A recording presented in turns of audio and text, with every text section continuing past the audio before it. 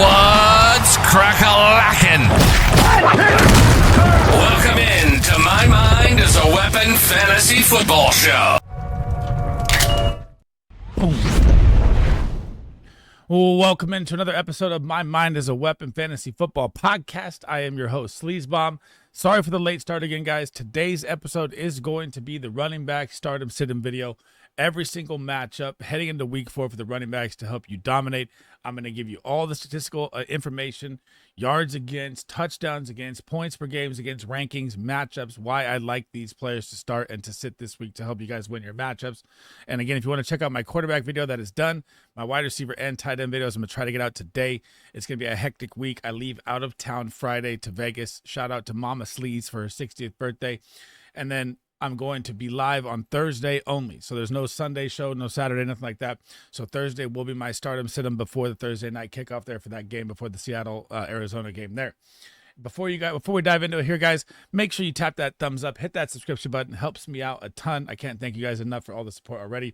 And remember, if you have any questions, comments, it does not have to pertain to this video, drop them in there. I try to answer every single one of them. That's a goal of mine for you guys this year. But man, it's getting tough, man. The questions are piling like crazy across YouTube and Twitter, but I promise I'll try to get to them all. If you guys want to talk fantasy football with us 24/7 outside of the shows, outside of Twitter, outside of YouTube, we have the Guys FF Premium Discord that I host with my partner Big Draft Energy. We cover everything from dynasty, trade values, trade roster moves, everything like that, draft with you. We also post our pick'em and DFS plays in there as well. And if you haven't signed up on drafters.com, make sure you do. Make sure you use promo code SLEAZE. It will double your initial deposit to $100. And my pick'em lock for Thursday night of Jahmyr Gibbs over 3.5 receptions hit. That's 4 in a row, baby. That's 4 locks, 4 weeks. We're hot. So make sure you get on in there. And let's dive into my running back stardom sit-ins for week 4 here, guys. So if you guys are new to the channel, this is my stardom sit-em running back board. Green is the start. Yellow, I'll give you high-end, low-end flex, how I like it if it falls into the yellow category. Red will obviously be a sit-em. Home team will be at the bottom, away team at the top. The verses leading down to the home team here. And let's start it off with Thursday night football. The Seattle Seahawks 2-1 NFC West battle are headed into the Arizona Cardinals. Now this game, and if you watch my quarterback video before, this is where I like the running backs. But we are in a situation where Zach Charbonnet is back for Seattle in this game. So if you own Kenneth Walker and Zach Charbonnet, Kubiak, they've alluded to this is going to be a timeshare situation all year long to help Kenneth Walker with his health. And yes, Kenneth Walker found the end zone last week twice. He didn't really run that well against the Saints. He averaged 2 yards per carry. It wasn't that great of a running game there, so it's kind of skeptical there. But you do get the Arizona Cardinals this week, who ranked 25th versus the running back. They gave up 24.4 points. They've given up 199 yards on the ground, and they've given up 1 touchdown to go with it. And then as well, they've also given up 152 yards through the air and 2 touchdowns there as well. So the passing game, running game, the Cardinals cannot stop the running back regardless. That is why in my previous video I alluded to, this is why I like the running backs in this game. But you are going to have a crapshoot of which guy hits here, who gets the goal line work for Arizona. So they are both high-end flex plays for me. Again, Zach Charbonnet is coming off injury, so maybe you get, Kenneth Walker ramped up more, but still, it's a murky water situation. That's why you see a lot of people trying to trade the Kenneth Walker, Zach Charbonnet package right now. Now, on to the Arizona Cardinals side, prayers up. James Conner went down, out for the season, but, and I hate to throw shade on any player getting injured or anything like that, this is something I alluded to all year long. This is why you subscribe to the channel. This is why you watch the live shows. I said if you draft James Conner this year like 100 times over all of my shows, literally 100 times probably, I said if you draft James Conner, you better have handcuffed him with Trey Benson. And here we are. Lo and behold, out for the season with an injury. Trey Benson gets the job, and he gets a great matchup here. You're getting the Seattle Seahawks run D. The Seattle Seahawks pass D is their strength. Their run D is their weakness. They give up 23.1 per game. That ranks 23rd, 240 yards on the ground, 234 yards through the air. Haven't given up a touchdown yet to the running back, but that's 500 yards to 3 games in total to the running back position. Trey Benson has been playing the 3-down back job, so he can catch the ball at the backfield. So this is a smash start for me for Trey Benson here. If you watch my smash start video, he is on that as well. But there is something to pay attention to, and a lot of people are going to blow 100% fab here. There is going to be rumors. There is a couple rumors, not that any of them are official yet, But Breece Hall has been alluded to be traded to the Cardinals. There's a couple rumors out there, not saying that's true, but the Jets are 0-3. Cardinals are 2-1. They're still trying to contend. Possibility. Alvin Kamara as well. Saints are 0-3. Things you have to think about, but I'm still spending all my fab on Trey Benson right now either way. And I love Trey Benson as a start this week. The 2-1 Carson Wentz-led Minnesota Vikings are headed in to take on Aaron Rodgers and the Pittsburgh Steelers. The battle of the old vets is here. It's a 40.5 over-under, low implied point total game there. Minnesota's favored by 2.5 on the road here. Jordan Mason was my smash start last week. He was my league winner through every single one of my shows, every best ball draft, all 700 drafts. I've been talking about Jordan Mason's probably my third most owned running back. I think I have like 220 shares in 700 freaking leagues, which is what I love. And because I didn't trust Aaron Jones staying healthy, just kind of like James Conner. Now, obviously, Aaron Jones still on IR. Jordan Mason gets the work last week. He absolutely smashes 2 touchdowns, crushed the yardage prop, crushed everything.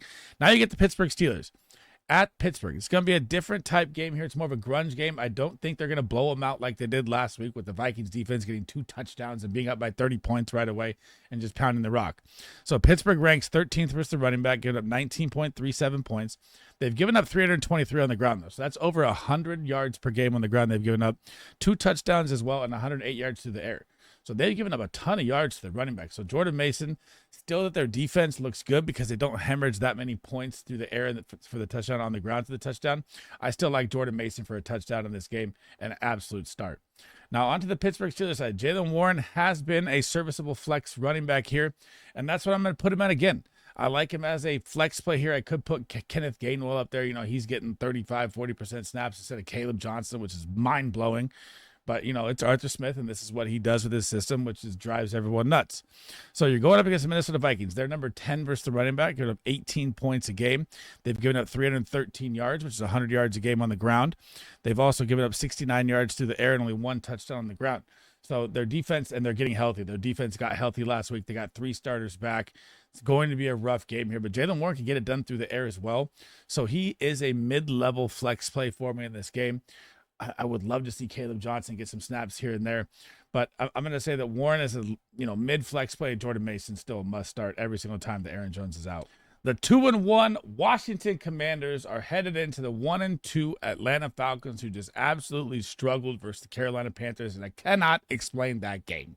Now, when you're looking at the Commanders here, you had Austin Eckler go down. I could put Jeremy McNichols up there. I could put Chris Rodriguez up there. You're not starting them in redraft unless you're in like a 32-man league that's deep. But I'm still not starting them versus the Atlanta Falcons run D either way. Or Ja'Cory Crosky-Merritt. And everyone got hyped last week. Ja'Cory Crosky-Merritt's the RB1. Dude, he's not taking over the job yet. He literally had 8 touches, played very low snaps. He found the end zone at the end on a 1-yard punch-in, which saved anyone that started him. I am a volume chaser guy. So, like, Byshell Tootin example. Like, Byshell Tootin played 17% of the snaps, and people are asking me if they should start Byshell Tootin. I'm like, come on, dude, you got to read the numbers. This is what we're here for. Yeah, he scored back-to-back touchdowns, but I'll get to Tootin in a minute. But that's how it is for Ja'Cory Crosky-Merritt. This is a committee right now. Not something I want to start, and especially when I'm going up against the number 6th ranked run D in the Atlanta Falcons. They give up 14.6 points.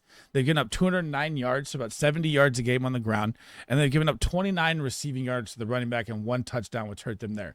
29 receiving yards. This is a very, very good defense versus the running back. I'm not starting Ja'Cory Crosky-Merritt this week. On to the Falcons side, Bijan Robinson. You're never sitting this guy. I know he still got 16 points when he should have had 40 versus Carolina last week.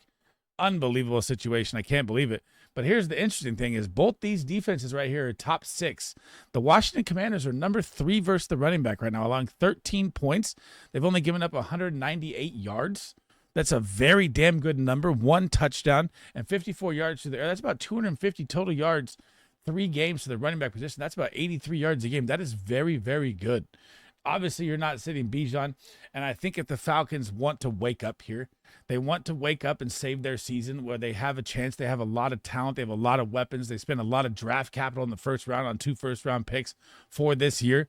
You need to give the damn ball to Bijan Robinson more. Stop this Tyler Algier split, whatever freaking 15 carries, 13 carries he's getting. Feed the ball to your superstar. I don't care that the Commanders defense is ranked 3rd versus the running back. Bijan Robinson, it's time to wake up. You're at home. Give this guy the rock and watch him explode. A fearful game here for me. for Alvin Kamara and the 0-3 Saints that are headed into the 3-0 Buffalo Bills. Over under still 47.5. That's because the Bills could probably score 47.5 on the Saints in a half. So, I mean, 15.5 point spread. I saw a tweet. I don't know if it's correct. This is the biggest spread in Saints franchise history, I believe. That is how much they are underdogs in this game. And I'd probably still take the Bills in the points here because you saw what happened last week at Seattle. I called that exact game in Seattle. They get beat by 20 plus. They got absolutely crushed. And Alvin Kamara owners, guys, we're hoping and praying for a trade now. That is what is happening here at age 30. And when you're in Kellen Moore's system, the running back is not getting the receptions that has kept Alvin Kamara PPR fantasy relevant. You're going up against Buffalo here. You would figure, old days Alvin Kamara would get 10, 12 plus receptions here, just dink and dunk. That's not happening. And their run game has not been good. So it's not a good sign right now. We need something to happen. We need Alvin Kamara to get moved here. I like him as a low-end flex play, and that's crazy to say. I do not like him as a start. I do not like him as a high-end flex play in this game. Buffalo could run them out the building. You could see the Saints bench players in there by the third quarter, and you probably see Kendre Miller get a couple touches here and there. Some handcuff you should be looking to have if you have Kamara too, because I think if I'm the Saints, I'm trading Alvin Kamara for my future. But when you're looking at this game, you're going up against the Buffalo Bills. They rank 18th versus the running back, giving up 21.3. They gave up 300 yards on the ground, but they had that big Derrick Henry game where he crushed them. So since then, they've been good. 3 touchdowns. They've given up 80 yards through the air. So, yeah, it looks on paper like it's good, but it's not really that good. Maybe they get Ed Oliver back in this game as well.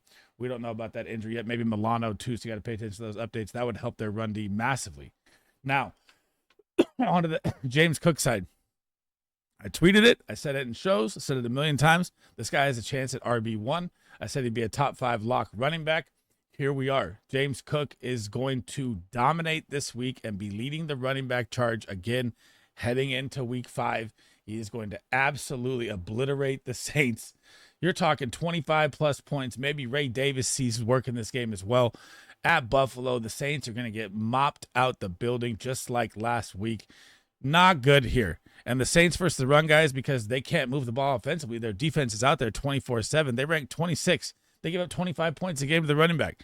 268 yards, 2 touchdowns, 94 yards for the air, and 2 touchdowns there as well.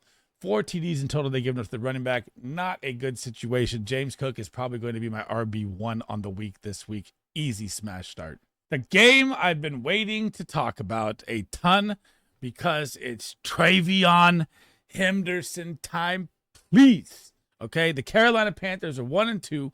They are headed into Foxborough to take on the Patriots, who are 1-2. Over under 43.5. Low implied point total game. New England's favored by 5.5 here in this game. Now, I'm still going to say, Chuba Hubbard is still getting solid enough volume to be a starter. Either way you split it, I know Rico Dowdle took the goal line punch in after Chuba took him all the way down, which is what we hate in fantasy football, which drives us all absolutely nuts. But still, you got to look at the matchup here.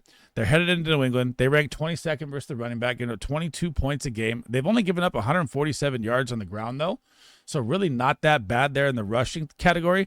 But they've given up 2 touchdowns. They struggle in the red zone, and where they really struggle is in the passing game, and that's where Chuba thrives. They give up 156 yards. That's 50 yards a game just in receiving, and 1 touchdown as well. So Chuba Hubbard's still a solid start for me at this point. I'm not going to put him in flex range because he's still probably going to give you 12-plus points with a touchdown upside. Now, Patriots side. Last week, Ramondre Stevenson fumbles the ball away twice. Then they bring in Antonio Gibson, and then he fumbles the ball away twice. When are they going to learn? The time is now. Travion Henderson, this is why you spent the draft capital. I'm going to move him back into the high-end flex range this week. A possible starter. I like him as a start this week as well, too. I can say that as well. But again, I don't know. They might just roll back out Ramondre Stevenson after the fumbles because Carolina really struggles versus the run, except for last week against Atlanta, which was one of those weird games. I can't even explain what Atlanta did last week. Carolina was worse versus the running back till last week. They were ranked 32nd. Now they rank 17th because Atlanta had to play from behind pass game the whole time. So they give up 21.2 points. They've given up 343 yards on the ground. That's 115 yards a game on the ground they average. 1 TD they've given up and 104 yards receiving as well. So literally, if you average it out, that's about 140 yards a game they give up to the running back. That is what you want. Travion thrives in the receiving game too. This is going to be the breakout week, and I hope he takes this job and never looks back, because we all know what Ramondre Stevenson is. We want to see what you drafted in the rookie out of Ohio State. Bolt up, baby. The 3-0 Chargers are headed in to MetLife Stadium to take on the New York Giants, and we've got injuries on both sides of these teams that are going to lead their running backs into starts this week. Now, onto the Chargers side, Najee Harris, man, you saw the Achilles pop. You saw it on the replay. It just seemed like it was never his season from the beginning, with the fireworks, with the eye, not the camp, and he's out there early. I was always worried, and the guy's never been hurt, but it just seemed like one of those seasons where it was going to happen for him. Prayers up to him. Not good there. Now, when you look at the New York Giants in this matchup, you're going to be going up against Jackson Dart in his first start as well, which if I'm the Giants and all of us fans and all of us fantasy players, we want to see Jackson Dart hella bad, but I don't want to see him thrown out there versus the Chargers. So I think it's, yikes, going to be rough. But the Giants defense is very good up front, but they struggle because their offense can't move the damn ball, and everybody gets to run on them because their defense gets tired. They rank 29th versus the running back, giving up 26 points a game. Smash play here for Hampton. You got Harbaugh, you got the big offensive line. We hope Mekhi Becton can get back out there as well. They give up 337 yards on the season. That's 110 plus yards on average to the running back position. 4 touchdowns to the running back. That's over a touchdown a game. And they've given up 81 yards on the ground to the running back. And with Najee gone, maybe you see Hassan Haskins be the backup. Maybe they bring in Gus Edwards. Who knows what happens? But this is the Amari and Hampton show. I liked him as a league winner down the stretch. I didn't think we'd get here this early. This man is going to destroy fantasy football from here on out and is probably never a sit again at this rate. Now, onto the Giants side. Tyrone Tracy shoulder, 2 to 4 weeks is the update right now. And Cam Scatterboo looked great. He looked like Peyton Hillis 2.0, 2010 Brian Daboll, Cleveland Browns offensive coordinator. Cam Scatterboo looked like Peyton Hillis. Shout out to Debro for that stat that he threw out there on Fantasy Pros. Little toot to my guy. Scatterboo looks great. This matchup is not great, though. But where he can get it done, and why I keep him in a flex play, is because he can get it done in the passing game as well. You saw that at Arizona State. That's what put him at top 5 in the Heisman voting. And the Chargers are good, though. They're number 5 versus the running back. They only give up 14 points a game. They've given up 160 yards in 3 games on the ground. That's literally 60 yards a game, or 55 yards a game there. That's rough. Only 1 rushing TD and only 60 yards passing to the running back. That's 20 yards a game. We don't know if Khalil Mack's going to be back out there or not. He will obviously make it worse for them. He wreaks havoc for the defense as well. Scatterbo's still a flex play for me. You know, he's coming off a big game and everyone's hyped. That's what happens in fantasy football. One guy pops and then everyone goes nuts. Kind of like Troy Franklin and all the questions last week. And look what happened to Troy Franklin. But Scatterbo's still going to be a low in flex play because of volume, because Tracy's going to be done, and I think he takes his job and runs with it. I just think this is a bad matchup for him against the Chargers this week. But he's still a low in flex play for me. Saquon Barkley and the Philadelphia Eagles, who some reason Saquon is not having the Saquon year right now, but he's not injured or nothing. It's just been rough, tough sledding. And it's going to be tough sledding again here. But you're still starting Saquon Barkley, obviously, right? It's Saquon Barkley. You paid the top 5 capital to draft him. You're not going to sit him. But you're going up against the Tampa Bay Buccaneers. This defense has been very, very stout versus the rush, and that's what they did last year as well. That's what they're doing this year as well. They rank 18th. They allow 21 points a game. They have only allowed 155 yards on the ground. That's 50 yards a game. Lane Johnson also has an injury for the Eagles at center, something you have to pay attention to there. That could hurt them also. So, I mean, it's got to get done through the air, and this is where Tampa struggles. 214 receiving running back yards allowed. That is a ton. That is 70 yards a game and 1 touchdown there. Saquon's a do-it-all back. It's time to get this guy going here. He hasn't really had that explosive Saquon game. I'm not saying it's going to be here. I'm not saying you're not sitting him either. You're starting Saquon Barkley, obviously. But, man, I want to see him pop here at some point.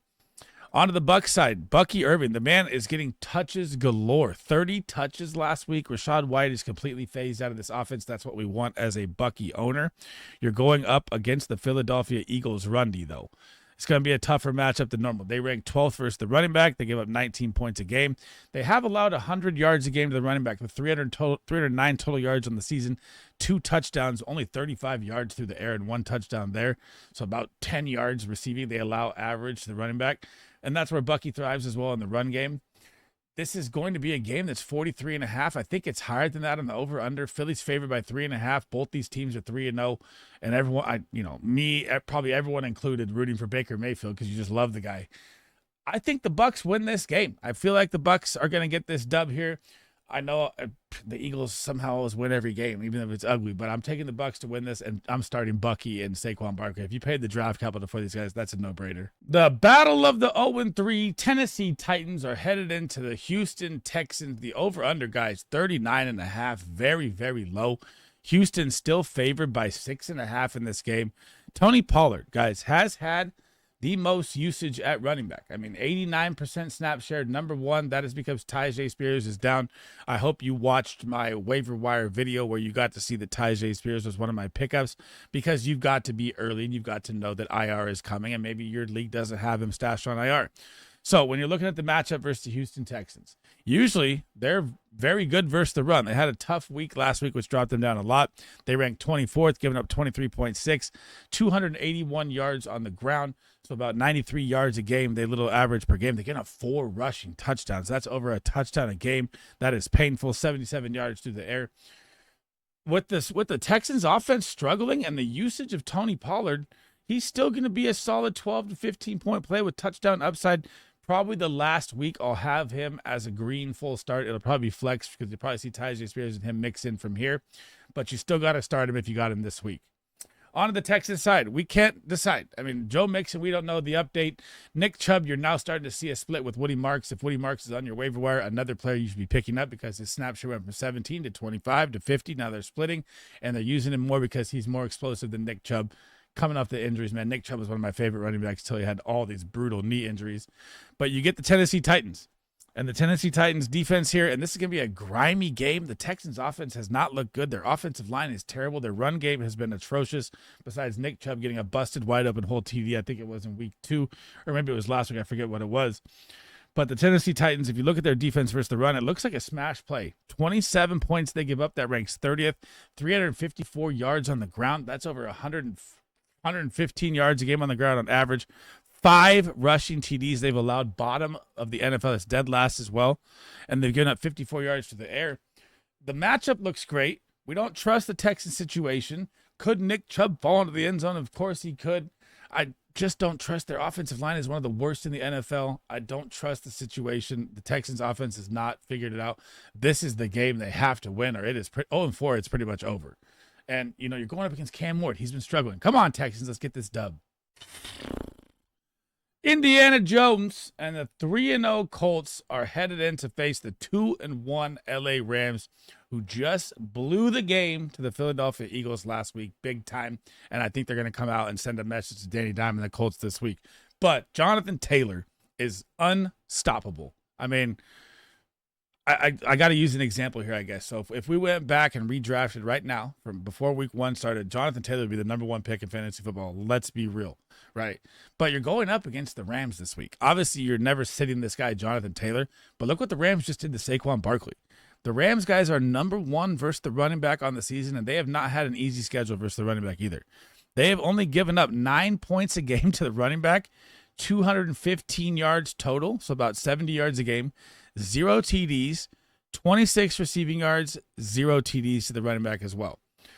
Am I saying sit the number 1 fantasy running back at all? No, I'm not. I'm saying temper your expectations. I think this is going to be an uglier game for the Colts here in this game, and I think they get smacked in the mouth, and the 3-0 talk and the Danny Dimes talk all comes to a little halt here, I'll say. Now, on to the LA Rams side. Tired of the talk. It's always Kyren Williams. I don't want to throw any names out, but there's a lot of people that always give me shit for Kyren and Blake Corum's coming and Travis Hunter. Blake Corum's look good. It's always the Kyren Williams show. Stop the nonsense. I'm tired of hearing it. You're going up against the Indianapolis Colts. They rank 14th. They give up 19.5 points to the running back position, 217 yards on the ground, 2 TDs, 78 yards to the air, and a touchdown there. So about 100 yards total in average to the running back position. Kyren Williams is averaging 20 touches a game. He is their red zone beast. He never comes off the field in the red zone. He is going to score in this game. He is going to be a smash start. And the answer is always Kyren Williams. Bang, bang, Niner gang. The Jacksonville Jaguars at 2-1 are headed in to face the 3-0 San Francisco 49ers that just cannot stay healthy, man. We lose Nick Bosa as well. That may help Travis Etienne in this game. I would have had Travis Etienne as a sit, but with Nick Bosa being out, it's going to open up a lot more. Mykel Williams is also day-to-day the other DN. first round draft pick. It's just like our training staff just gets our guys hurt back-to-back years. So when I'm looking at ETN here, going against the 49ers, they rank 7th versus the running back, giving up 16 points per game in total, 238 yards on the ground, 1 TD, so about 80 yards a game they allow on the ground. Only 51 yards through the air, no touchdowns through the air. He's a low-end flex play for me in this game. The Jacksonville Jaguars offense has looked terrible. They've had an easy schedule that's helped them to 2-1. BTJ, Travis Hunter have not even got involved at all in the season. It's been really, really rough with Shane Waldron and that Jacksonville offense. And you're going at San Francisco, and Robert Saleh is going to bring the heat here. I like ETN as a low-end flex play just because Bosa is out. On to the 49ers side, bang, bang, Christian McCaffrey, comeback player of the year. Tried to tell all you guys he's going to be healthy. A year off really helped him. You could see that calf injury got everyone nervous in week 1. That was just called precautionary injury status. You get the Jacksonville Jaguars this week. The Jaguars versus the running back right now, they actually look really good, ranking 14th. You got to remember, every one of their games has been a grunge game versus bad offenses that are very bad teams. So, yeah, they look great. They rank 4th. They get 195 yards or 85 yards on the ground, no touchdowns, 65 yards to the air and a touchdown. CMC has averaged 20 points a game, and he hasn't even had that big CMC breakout game. And you saw last week in week 3, like week 1 and week 2, you didn't really see the full CMC explosion. You got to see it in week 3. You got to see it's coming back to him. You got to see him blow through tackles. You got to see him pick up that burst. He's going to absolutely smash this week versus Jacksonville. I mean, we don't even know if Juan Jennings is going to be out there. And Kittle's still down. Ayuk's still on IR. They're going to ride the back of CMC all the way here. And Brock Purdy should be back in this game too. And when I'm looking at Byshell Tootin, guys, but I need to throw this in here as well. I know that people will look at box scores and see back-to-back TDs, which if you don't pay attention to the stats and fantasy behind the scenes, you're going to think that's a startable play. He's not a startable play. He's gotten 17% snaps last week and 23% snaps the week before that. That's like a third RB3 committee rotational piece, like a Jeremy McNichols that got a touchdown. This is not a startable fantasy asset. I know that the rookie hype gets people hyped. Yes, it is a good handcuff to have for now, but I like to play smart over risky, and it's very risky to a guy that's going to get 6-7 touches to try and score every single game. I do not like Byshell Tootin as a start, and same with Brian Robinson Jr. Ben Johnson and the Chicago Bears, coming off that big win versus the Dallas Cowboys, are headed into the Las Vegas to take on the Raiders. Sorry, I got the hiccups at the wrong time. Over under 47.5, high implied point total game there because that's what Ben Johnson's offense is going to give you from here on out. And Chicago's favored by 1.5 in this game. Now, we got a couple of interesting things to talk about here that are just mind-blowing all the way around. So DeAndre Swift, coming off the injury last week, still got, I think, 11 PPR fantasy points. Not a great game there. 149 yards on the ground on the season for him. Not great there either. So when I'm looking at this game here, you get the Raiders. The Raiders are very good versus the run. They are currently right now number 10, giving up 18 points a game to the running back position, 240 yards, so about 75 yards or 80 yards a game there. 2 touchdowns on the ground, 62 yards through the air. Now, you saw Kyle Manunjai get a little more involved there. So, you also know that DeAndre Swift does not get a lot of goal line carries. I think I saw him get like his first red zone snap last week for the first time in a long time. So, I mean, maybe that's, a good sign there. But I'm going to say he's a flex play in this game. It's a tough matchup. Can he get it done through the air? Maybe he need a big splash play to do it. Manunjai is someone I'm really keeping my eye on here. And you also know that teams are 0-3, and if the Bears win this game, they'll be back in the hunt at 500. They might be looking to pick up a running back. So a lot of things to think about as a DeAndre Swift owner. I'm not really super high on owning him right now at all. So just something I'm throwing in there on the Bears side. Raiders side, man. I try to tell people that they ranked him as a top 5 running back. I put him at RB13 to start the season, and everyone was like, oh my God, why are you so low on Ashton Jeanty? Their offensive line sucks. Ashton Jeanty is like a running back right now that you do not know if you can start with confidence, and you played a first-round freaking premium for him, man. It has been absolutely terrible. 2.1 yards per carry. The guy's hitting the backfield every time he touches the ball. Their offensive line can't block freaking an elementary school team. And Zamir White's getting some work. I know Raheem Mostert's up there. He's been inactive. I could change that to Zamir White. I'll change it if something happens to Jeanty. I don't think he's going to lose any work anytime soon in that situation. This matchup is beautiful.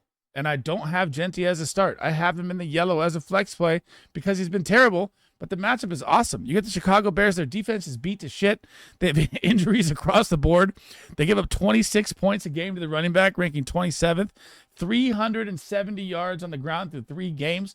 That's about 125 yards a game rushing alone, 2 touchdowns given up, and 93 yards and a touchdown through the air. That's like 140 yards average and a touchdown a game they give up to a running back. Get Ashton Genty the goddamn ball, Pete Carroll. Block for him. Get something to work as a scheme, Chip Kelly, because it is absolutely terrible right now. And I'm almost about to put him on a sit if he doesn't thrive. And a straight, beautiful matchup for Chicago Bears at home. Sunday Night Football, the Micah Parsons revenge game. Green Bay Packers are headed into the Dallas Cowboys. And this defense for the Dallas Cowboys sucks. They should have known this when they traded Micah Parsons. Like, Cowboys fans are still in denial right now. Like, you should see the group chats I'm in and the tweets I get and the comments I get. They'll, like, show statistics of Micah Parsons and one, say he gets, like, 2 pressures, no sacks or something like that. And they'll send me his box score. And then what they don't realize is all the other players in the Packers, like Rashawn Gary, who's leading the NFL in sacks, get to thrive because Micah Parsons is the focal point of the offense to stop him. It's just priceless, man. So I just had to throw that out there. But they're going up against the Cowboys. This defense is absolutely terrible. They can't stop anything. They're so bad versus the pass that it's going to open up the run game for Josh Jacobs here. They give up 19.9 points per game to the running back, ranking 15th. 209 yards on the ground, 2 touchdowns, 119 yards through the air. So about 110 yards they give up a game to the running back on average. Marshawn Lloyd obviously still on IR. Josh Jacobs finds the end zone in this game easy, in my opinion. The over-under is 47.5. The Green Bay is favored by 6.5. I think they smack him in the mouth. They're coming off that bad taste in their mouth versus that Cleveland Browns loss that probably cost so many people survivor pools. Crazy. On to the Cowboys side. Your sell high window is right now for Javonte Williams. The ride is over. The nonsense freaking start of the season. I cannot believe you got those 2 PI touchdowns to lead off week 1 just to make Javonte Williams get hype. You're going up against the Green Bay Packer Rundy. Micah Parsons is in his revenge game at Dallas at Jerry's World. Look the fuck out. I'm not starting any Cowboys running back in this game. The Green Bay Packers rank 8th versus the running back, getting up 17 points a game, 170 yards total on the season. They've given up about 58 yards and average per game to the running back. They've given up 67 yards through the air. That's about 20 yards through the air. No touchdowns there as well. No. Not starting Javonte Williams or any of the Cowboys running backs in this game, especially in the revenge game for Micah. Monday Night Football, the doubleheader. Starting off here is going to be the Jets versus the Dolphins, and I really like this game, guys. 45.5 over-under. Both teams 0-3, fighting for their life. And this is going to be the Breece Hall trade acquisition showcase game. Just believe me on this right now. I've been saying this all year long. Every show, you can go check it. You can check my tweets. You can check everything you want. I was out on Breece Hall all year long. I apologized after week 1, and then lo and behold, week 2 and 3, they're back to shit. And they're 0-3, and the wheels have already fallen off. And if they lose this game, you're going to see Breece Hall move to a contending team. I've been saying this all year. I know it. He's on a contract year, and they're going to showcase him right here. And then Braylon Allen's going to be the big boy. One of my favorite calls of the year. Obviously, it hasn't happened yet, but it's just how the mind works. So, over under 45.5. Miami's favored by 2.5 here at home. Now, Breece Hall, the matchup doesn't get any better than this. The Miami Dolphins rank 28th versus the running back, 26 points a game, 324 yards on the ground, 108 yards they average a game there. 1 touchdown they given up on the ground, 154 yards through the air as well. I mean, Jesus, this is about 140 yards on average they give up to a running back. Breece Hall also thrives in the receiving game. This is where they have to feed the beast Breece in this game, and he is a smash start of mine this week. On the Dolphins side, Devon Achane gets a great matchup as well.